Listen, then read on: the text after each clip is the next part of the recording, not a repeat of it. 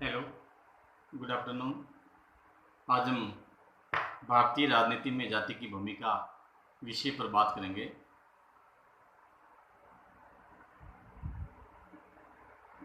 भारतीय राजनीति में जाति की भूमिका, इसकी जो सकारात्मक, नकारात्मक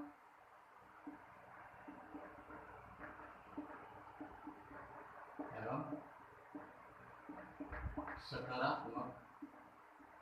दोनों प्रकार के जो पहलू है, इसके बारे में बात करने का प्रयास करेंगे। हम देखते हैं कि जाति के नाम पर हम देखते हैं कि भारत में जो राजनीति है, जाति की राजनीति है, या भारतीय जो समाज है, ये जाति को लेकर के एक परंपरागत गढ़ के रूप में एक पक्ष ही रहा। जहाँ हम बात करते हैं कि लोकतंत्र और जाति की बात करते हैं। जाति एक पक्ष जाति है, दूसरा है लोकतंत्र। जाति लोकतंत्र को प्रभावित करती है और लोकतंत्र राजनीति में जाति को बढ़ावा नहीं देता है। यानी कि ये एक दूसरे की विरोधी है, एक दूसरे के क्या है, विरोधी पक्ष है। राजनीति साथी हम लोकतंत्र पर हावी होकर के शासन की गतिविधि को प्रभावित करें, लेकिन लोकतंत्र की जो मान्यता है, ये मान्यता इस पर आधारित है: समानता,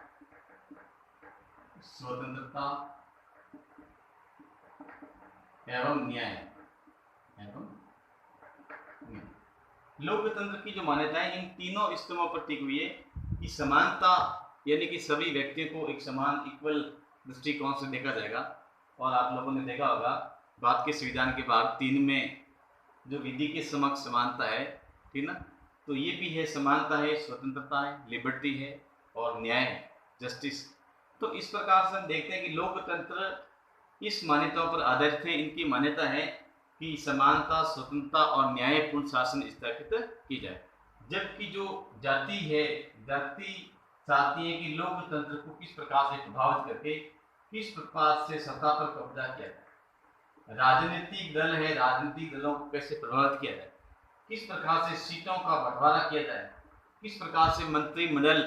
के निर्माण में जाति की भूमिका को महत्व दिया जाए। तो इस प्रकार की जो तमाम गतिविधियों के बारे में हम देखते हैं कि भारतीय राजनीति है आज भी जाति से झगड़ा हुआ। अब इसमें देखते हैं कि कौन कौन से फैक्टर हैं जहाँ पर भारतीय लोकतंत्र को जाति की जो व्यवस्था है वो प्रभावित करती है। सबसे पहले इसके हम नकारात्मक पक्ष की जहाँ बात करते हैं, तो दलों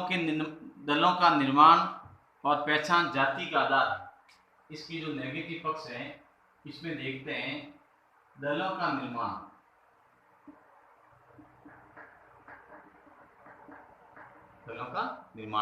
यानी कि दलों का जो निर्माण किया जाता है, ये निर्माण या उसकी जो पहचान होती है वो जाति के आधार पर होती है। चाहे राज्यों की राजनीति हो, चाहे राष्ट्र की राजनीति हो, राष्ट्रीय दल हो या क्षेत्रीय दल हो। तो इस प्रकार से जब दलों के बारे में हम देखते हैं, चाहे बहुजन समाजवादी पार्टी हो, क्षेत्रीय दल हो या विभिन्न प्रकार के क्षेत्रीय दल हो, डीएमके हो या और भी कई प्रकार जैसे दल हैं, ठीक ना, अकाली दल है, हरियाणा विकास पार्टी है, या अलग अलग हम दलों की जहाँ बात करते हैं, तो उस दलों में ही हमें ये देखने को मिलता है कि किस दल में कौन सी जाति, एक डोमिनेंट जाति का जो प्रभाव देखने को मिलता है। अगर हम राष्ट्रीय स्तर पर जहाँ बात करते हैं कि जब कांग्रेस का जो निर्माण हुआ था, तो उस समय ये लग रहा था कि कांग्रेस है वो अधिकतर बहुसंख्यक वर्ग है, या एक आदिवासी गरीब तबके का जो वर्ग है, या एक ब्राह्मण जो बाहुल्य है, इनसे जो संबंधित जो वर्ग हैं, जिन्होंने इस प्रकार से कांग्रेस का निर्माण किया था। भारतीय जनता पार्टी की जब बात करते हैं, लंबे संघर्ष के बाद में भारतीय जनता पार्टी जो अस्तित्व में थी, तो उसमें भी हम देखते हैं कि वैश्य है, ये राजपूत लॉबी है। तो इस टाइप से देखने को मिलता है कि ये जो जातियां हैं जो एक संगठित होकर के किस प्रकार से एक विरोधी पक्ष के रूप में कांग्रेस का मुकाबला करने के लिए जो खड़ी हुई थी। तो इस प्रकार से तमाम जितने भी जो हमारी राष्ट्रीय एवं राज्यों की जो राजनीतिक दल है, ये राजनीतिक दलों की जो पहचान है वो जाति के आधार पर होती है, और जाति के आधार पर ही ये दल एक लोकतंत्र में सत्ता हथियाने में या सत्ता पर कब्जा करने के लिए प्रयास करते हैं। उम्मीदवार के चयन की जहाँ बात करते हैं तो लोकतंत्र में जब लोकसभा के चुनाव हो या फिर राज्य विधानसभाओं के चुनाव हो, इन चुनावों में भी हम देखने को मिलता है कि उम्मीदवार का जो चुनाव है वो जाति के आधार पर किया जाता है कि फलान व्यक्ति की जाति से बिलोंग करता है, उसके पीछे कितना एक वोट बैंक काम कर रहा है। तो इस प्रकार से हम देखते हैं कि चुनाव में भी इस प्रकार से किया जाता है। चुनाव के दौरान जो प्रसार का कार्य होता है, यानी कि चुनाव में जो प्रसार किया जाता है तो उम्मीदवार को जाति के आधार पर उसका प्रसार किया जाता है। तो ये जो मतदान जो व्यवहार है, जो मतदान व्यवहार भी जो प्रभावित हो रहा है वो जाति के नाम पर एक वोट बैंक के रूप में तैयार किया जाता है। तो इस प्रकार से योगेंद्र यादव जो एक उभरते हुए एक राजनीतिक विश्लेषक हैं, इन्होंने भी अपनी पुस्तक थर्ड पॉलिटिक्स इंडिया में लिखा है कि 10वीं लोकसभा के चुनाव में भी 3 मुद्दे जो देखने को सामने मिले थे, मंडल, मंदिर और बाजार हैं। तो यहाँ हम देखते हैं कि मंडल का अर्थ यहाँ जाति से लिया गया था। राजस्थान की सरकार हो, चाहे एमपी की सरकार हो या यूपी की सरकार हो, जहाँ पर भी हम बिहार की सरकार हो, यहाँ देखते हैं कि यहाँ जो भी जब चुनाव में देखने को मिलता है तो यहाँ पर जाति की जो भूमिका क्या है महत्वपूर्ण रहती है, जो लोकतंत्र के लिए खतरा भी पैदा करती है। क्योंकि स्वस्थ लोकतंत्र में जातिहीन लोकतंत्र होना चाहिए, उसमें किसी भी जाति विशेष का बहु या विशेषाधिकार नहीं मिलना चाहिए, लेकिन ये इसका एक नेगेटिव पक्ष है। मंत्रिमंडल निर्माण की जहाँ बात करते हैं, लोग चुनाव के बाद में जब मंत्रिमंडल का निर्माण किया जाता है तो मंत्रिमंडल के निर्माण में भी हम देखते हैं कि जाति का जो अस्तित्व है, जाति का अस्तित्व पीछा नहीं छोड़ते हैं और जाति और धर्म के आधार पर उम्मीदवारों का चयन करके उसे मंत्रिमंडल में जगह इत्यादि दी जाती है। संसद या विधानसभा में एक गुटबाजी का जो कारण है वो भी एक जाति के नाम से जाना जाता है कि संसद में या राज्य विधानसभा में जो इस प्रकार से जो एक लॉबी तैयार की जाती है तो ये भी एक जाति के आधार पर एक गुटों की राजनीति के रूप में होती हैं। तो इस प्रकार से देखते हैं कि जैसे ऐसे कई है जो संसद में जो मुद्दे हैं, जैसे महिला आरक्षण का बिल हो, जातिवादी गुटवाद का कानून, तो कई प्रकार से ऐसे मुद्दे होते हैं जो जाति के आधार पर आरक्षण का मामला हो। तो इस प्रकार से जो मुद्दे हैं वो एक जाति के रूप में उभर कर सामने आते हैं। फिर हम देखते हैं कि भारतीय राजनीति में जो अपराधीकरण है वो एक जाति का काम भी बन रहा है। हम देखते हैं कि जाति के आधार पर लोगों को चुनाव में टिकट दिया जाता है और अपराध प्रवृत्ति के लोग हैं वो चुनाव जीत करके एक सत्ता में स्थापित हो जाता है और सत्ता में आने के बाद में उसकी शक्ति है उसमें वृद्धि हो जाती है। क्योंकि एक अथॉरिटी जब उसमें जब राजनीतिक रूप से हस्तक्षेप हो जाता है या एमएलए या एमपी बन जाता है तो ऐसी स्थिति में जो अपराधी प्रवृत्ति के लोग हैं तो विभिन्न राजनीतिक दल है जो जाति का एक प्रेशर के रूप में किसी उम्मीदवार को टिकट मिल जाता है और वो उम्मीदवार अगर वो आपराधिक प्रवृत्तियों में लिप्त है तो ऐसी स्थिति में वो राजनीति में जगह बना लेते हैं और राजनीति में प्रवेश करने के बाद में वो सत्ता का भागीदार बन जाता है और ऐसी स्थिति में जो राजनीति का जो अपराधीकरण है वो धीरे धीरे बढ़ रहा है। तो निर्वाचन आयोग ने भी इस चीज़ को महसूस किया था कि आज हम देखने को मिलता है कि भारतीय जो लोकतंत्र है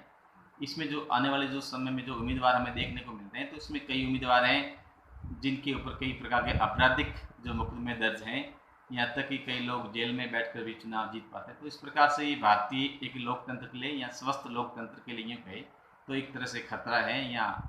तो इस प्रकार से हमें इस प्रकार की जो व्यवस्था है इनको समय रहते रोकने में ही फायदा है। राजनीति में हिंसा का जो बढ़ावा हम देखते हैं कि भारतीय जो राजनीति है इसमें कई प्रकार जो हिंसक गतिविधियों को भी बढ़ावा मिलता है। तो इसमें भी एक जाति की भूमिका बहुत महत्वपूर्ण रखती है। जैसे हम आए दिन चुनाव के दौरान देखते हैं कि जैसे बूथ कैप्चरिंग हो गया है, मतदान पेटियां को उठा के लेके चले जाते हैं, लोगों पर ज़बरदस्ती दबाव डालकर एक बूथ कैप्चरिंग की जाती है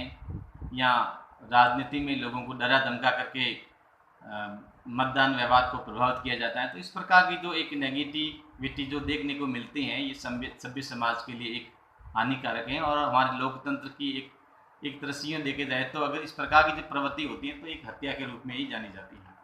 और आजकल जैसे ईवीएम मशीनों का जो मामला है इस पर भी कई बार जैसे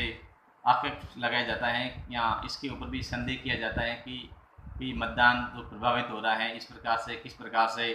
एक साथ में इतने किसी राजनीतिक दल को जो उम्मीदवार जीत रहे हैं। तो इस प्रकार से भी हम देखते हैं कि ये वास्तविकता क्या है ये तो जांच के दौरान ही पता लगता है, लेकिन हम देखते हैं कि राजनीति में जो हिंसा है वो तो बढ़ रही है। और कई बार हम समाचार पत्र पत्रिकाओं के द्वारा भी हम देखते हैं कि जैसे बूथ कैप्चरिंग जो घटनाएं सामान्य रूप में चुनाव के दौरान देखने को मिलती हैं, जो ये कि राजनीति के लिए एक नकारात्मक पक्ष के रूप में काम करती है। तो राज्यों की राजनीति में भी हम देखते हैं कि जो केंद्र की अपेक्षा जो राज्यों की राजनीति है, क्योंकि राज्यों की राजनीति है वो स्थानीय मुद्दों को लेकर होती है, और स्थानीय मुद्दों को लेकर के एक जाति की लॉबिंग होती है, और जाति वास्तव में देखा जाए तो एक प्रेशर ग्रुप के रूप में काम करके गवर्नमेंट की जो पॉलिसी होती हैं, उनकी नीतियाँ होती हैं, उनको बदलने का प्रयास करती हैं। इस प्रकार से कई बार चुनाव घोषणा पत्र में भी अपने हितों को पैरवी रखने से संबंधित जो मुद्दे हैं उसको भी उसमें जोड़ दिया जाता है। तो इस प्रकार से देखा जाता है कि राज्यों की जो राजनीति है, और वो राज्यों की राजनीति अधिकतर जाति द्वारा ही प्रभावित हो रही है। तो इस प्रकार से ये इसके एक नेगेटिव पक्ष देखने को मिलता है। और कुछ हम देखते हैं कि भारतीय राजनीति में जो जाति हैं इसके कुछ सकारात्मक पक्ष भी देखने को मिल सकते हैं, कि इसमें एक हमें एक देखने को मिलता है कि राजनीतिक सामाजिकरण जो बढ़ रहा है जाति की वजह से, एक सकारात्मक पक्ष है। क्योंकि जाति के आधार पर जब टिकट का एक वितरण किया जाता है तो उसमें फिर उस जाति के जो वोट परसेंटेज होते हैं, वोट मतदान होता है, मतदान लगभग 100% के आसपास हो जाता है। यानी कि एक तरह से लोगों में एक राजनीतिक जागरूकता है वो पैदा हो जाती है, और राजनीति का जो सामाजिकरण है वो बढ़ रहा है, और धीरे धीरे ये सांस्कृतिक राजनीतिक संस्कृतिकरण को बढ़ावा मिला है, जिससे हमें ये देखने को मिलता है कि मतदान का जो प्रतिशत है वो बढ़ रहा है। इसका मतलब ये एक लोकतंत्र के लिए एक पॉजिटिव पक्ष है। और कुछ जातियां जो दबाव समूह के रूप में भी कार्य करती हैं, और सरकार की निरंकुशता पर भी ये एक समूह के रूप में उसकी निरंकुशता को रोकने का प्रयास भी करती हैं। तो इस प्रकार से हम कुछ इसके पॉजिटिव पक्ष भी देख सकते हैं, लेकिन अक्सर तो ये देखा जाता है कि इसके सकारात्मक पक्ष बहुत ही कम है, लेकिन नेगेटिविटी यानी नकारात्मक पक्ष बहुत ज़्यादा है। क्योंकि भारतीय राजनीति है जो लोकतंत्र है,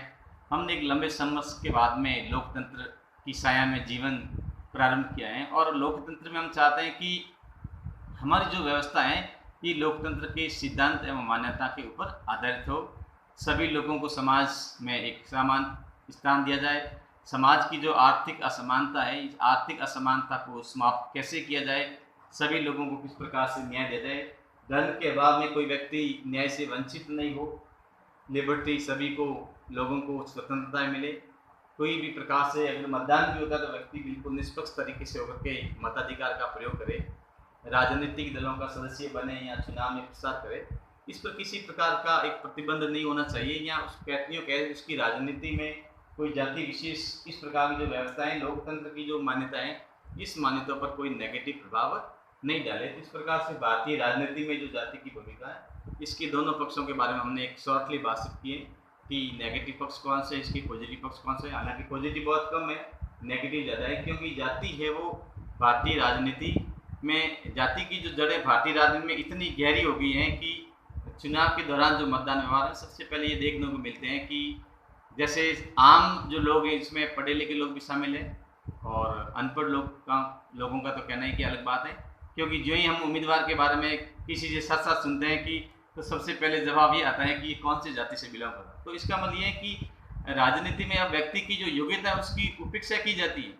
क्योंकि जाति सर्वोच्च हो गई और व्यक्ति की योग्यता गौण हो गई। तो उस हो सकता है कि क्योंकि हमारे लोकतंत्र में कुछ हालांकि इसको कमियां भी कह सकते हैं, क्योंकि लोकतंत्र में दिमाग की अपेक्षा सीट गिने जाते हैं। हो सकता है कि आदमी अगर योग्य व्यक्ति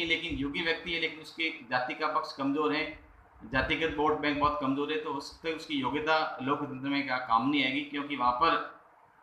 वही सीट गिनाने वाली स्थिति है। यानी कि जिसकी जो मतदान में या जिसकी डोमिनेंट कास्ट है ज़्यादा है, वो उसी की जीत निश्चित हो जाती है। तो इस प्रकार से ये एक नकारात्मक पक्ष है। तो समय रहते हमें इस प्रकार की मान्यताओं को जो एक लोकतंत्र के लिए जो हानिकारक है, इस प्रकार की जो एक नेगेटिव मानसिकता है जाति की राजनीति, इसको समाप्त किया जाना चाहिए। हालांकि दिल्ली की जो चुनाव हुए थे जहाँ पे अरविंद केजरीवाल जो वहाँ के सीएम बने थे, तो वहाँ पर हमें थोड़ा सा एक उदाहरण देखने को मिला कि वहाँ की जो दिल्ली के चुनाव में जो वहाँ की राजनीति थी वो जाति से थोड़ी परे रही। ये एक भारतीय लोकतंत्र के लिए एक अच्छा संकेत है। तो हम चाहते हैं कि इस प्रकार की जो व्यवस्था है वो सभी राज्यों में हो, जिससे कि एक व्यक्ति को देख करके या व्यक्ति की योग्यता को देखकर एक उसका चयन किया जाता है, या न कि उसकी जाति को देखकर राजनीति में उसका चयन किया जाए। धन्यवाद।